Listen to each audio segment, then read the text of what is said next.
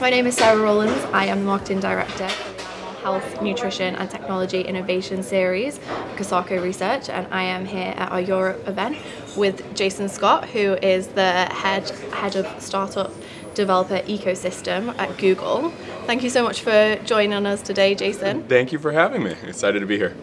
Well, you spoke a little bit this morning. Could you perhaps give us a bit of a background on your interest in animal health? Yeah, so of course, on the professional side, I lead a lot of our technical enablement for early stage entrepreneurs for Google. And so everything technical, data, machine learning is very, very interesting to me. But on the personal side, and I mentioned this a little bit in my talk, I grew up my mom is retired military, so we moved every 2 years or so growing up. I was the only child. So for me, my best friends have always been the animals and our companion animals in our home. And so for me, it's always great when you combine your professional and your kind of personal interests. And so over the last few years, I've been very, very interested and invested in the space and who's doing kind of very interesting, innovative things with data, machine learning, AI, and to better our animal longevity and health generally. Okay, so it's a bit of a passion project for you then. Yes, that's good. for sure. And so you touched on data there. So what do you think is the kind of current situation in the animal health industry in relation to the use of data? Yeah, I would say a lot of it is, and this is no, I guess, knock on the industry as a whole, but I would say a lot of it is trailing behind some of the other industries when it comes to the use of data, and particularly machine learning and artificial intelligence for general applications across the value chain. And so what that means, though, on the glass half full side of things is that there's so much opportunity, right? There's so much opportunity for low-hanging fruit of people coming in and saying, hey, you're doing this in a very manual process way, driven way, or a very old driven way, analog way. Let's bring in tech, particularly let's bring in AI models to really make this as automated as possible and remove some of both the burden, operational burden, but also the error and improve the accuracy of some of the things that we're doing, particularly on the health side. And we talked about it in many of the talks here, but also just generally that it's the issue is just becoming greater with the animal population growing and fewer kind of professionals in the services industry within the space as well. And so you're kind of reliant upon data, artificial intelligence, machine learning to kind of fill that void, fill that gap. And so that's what's so exciting because there's so much low-hanging fruit, I would say, in the space. Definitely. And could you talk us through some of the potential opportunities in terms of the specific application of that data? Yeah, I mean, again, end-to-end value chain, whether it's in the animal hospitals and veterinary institutions themselves where patient data can really help improve throughput, improve capacity.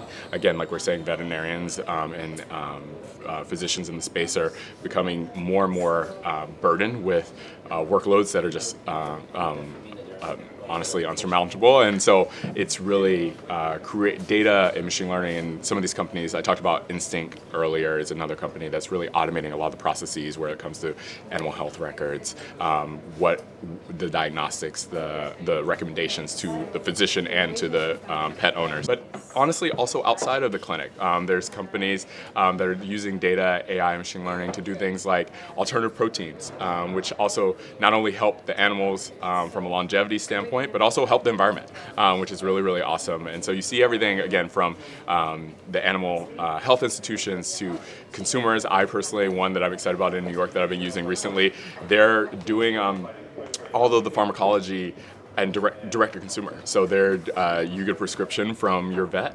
They are then able to do all the mixing on their own and then do the last mile delivery direct to you. And so it saves you and the vet so much time, right? And so I think there's so much that can be done that I said is low-hanging fruit from all of these industries that are kind of analogous, that can really, really, really both save time on the vet side of things and the health professional side of things, improve the patient and pet owner and animal owner experience, as well as help the world, and as we mentioned, from like a sustainability and climate perspective.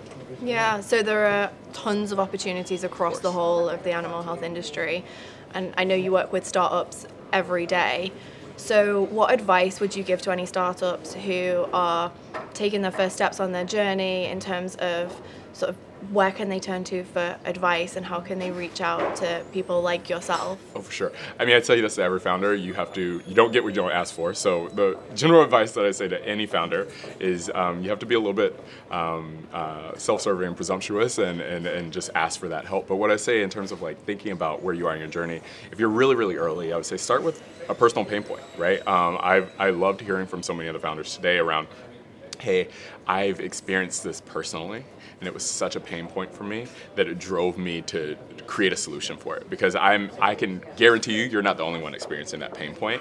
If you have already done that and figured out kind of your product market fit and are looking to scale, this is where you can, again, if maybe you don't have a data scientist or machine learning engineer in-house, a lot of these companies like Google, like Microsoft, like Amazon have a lot of these out-of-box solutions where you can use their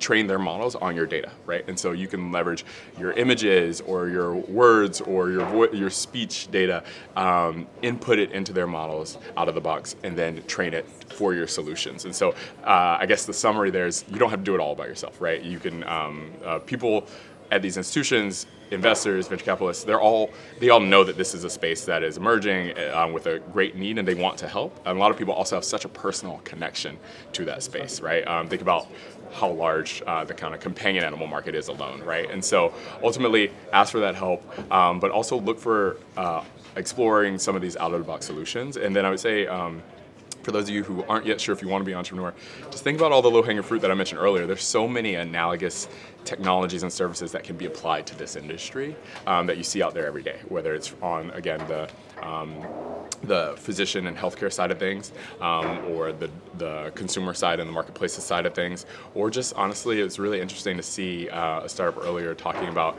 leveraging computer vision to analyze an animal's gait and understand their sentiment and those sorts of things. And those things are happening and those technologies exist, but a lot of people just haven't thought about applying them to this industry before. Yeah, definitely. So we have a lot of startups who are on site with us here today, and you've had a lot of conversations with some of those startups. So how have you found that? How have you found the event so far, and those sorts of conversations with our startups?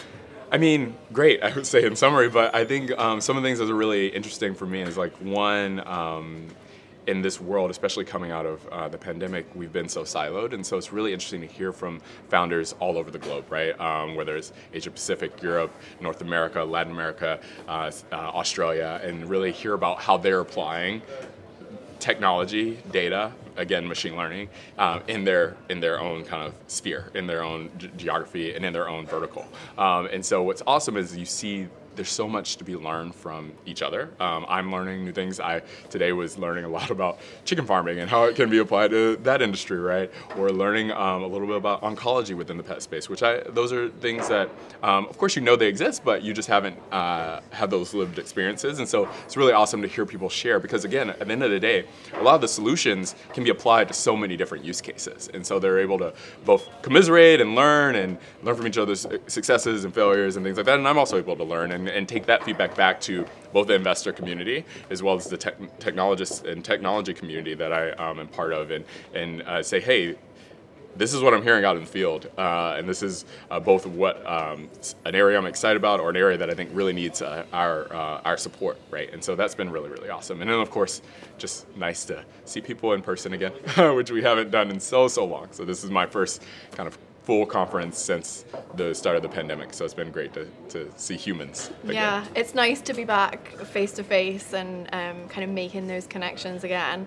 How has that experience been for you so far, kind of that return from working from home for 2 years and only communicating via Teams or Zoom or virtual platforms, and then being able to come and see people in person? Yeah, I mean, we were talking about this a little bit earlier. It's just funny. You'd actually think, I think a lot of people think of like, oh, a conference is so like transactional and things like that. But I actually think the digital engagement is even more transactional, right? Like you turn on, you go into your laptop, and you kind of get straight to business, and then you close out of the meeting and you move on to the next. And so what's really been nice here is to have that organic conversation, or say, hey, I like heard you presenting about this, would love to follow up about that at some point, or hey, I would love to learn more about that space, or you just kind of organically hear two people talking about something, you can join into that, right? And that sort of stuff you can't really replace, and so it's been really awesome to kind of get back into that. And of course, I'm only a couple days in, so we'll see, but I'm sure there will be some exhaustion from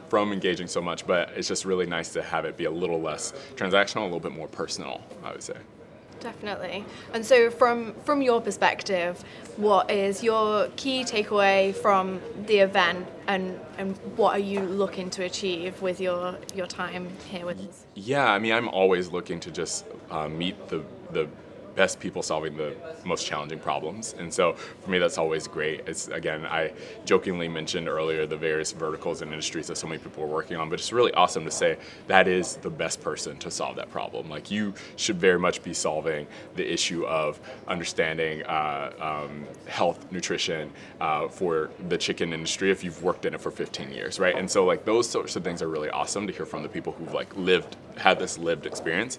I think secondarily, again, like what I mentioned before, is just the diversity in the room. Like, people are coming from everywhere around the globe, and there's so many awesome conversations to be had around, hey, like, we're having this challenge breaking into this market, or hey, we're having this challenge really understanding supply chains in this market, or regulations in this market. And so it's a really awesome time for us all to learn, right? Because even if you're asking me about a challenge you're facing in my market, it helps me learn about your market, right? And so those things are really helpful. And again, you're getting so much so fast, which is fantastic. So I would say great job. It's been an awesome time, and I'm excited to continue to meet and continue to meet more startups, continue to meet more folks within the industry and kind of the bigger organizations as well, and really excited to continue to be part of the community as a whole. Thank you so much. You're joining us for our event that's happening in Boston in June as well, our US iteration, so we're really looking forward to hearing more from you there. I'm excited to be there on my home turf, so it'd be awesome to be there. Yeah. A little bit. Thankfully, no jet lag, so it'll be a little bit easier for me to get there. But definitely. So maybe the answers for my questions will be a little bit more sharp. But excited to be there, excited to support, and excited to show you all as well, like some of the awesome companies on my side on the Atlantic. Thank you so much, Jason. We'll see you in June. Of course, see you soon. Thank you. Awesome.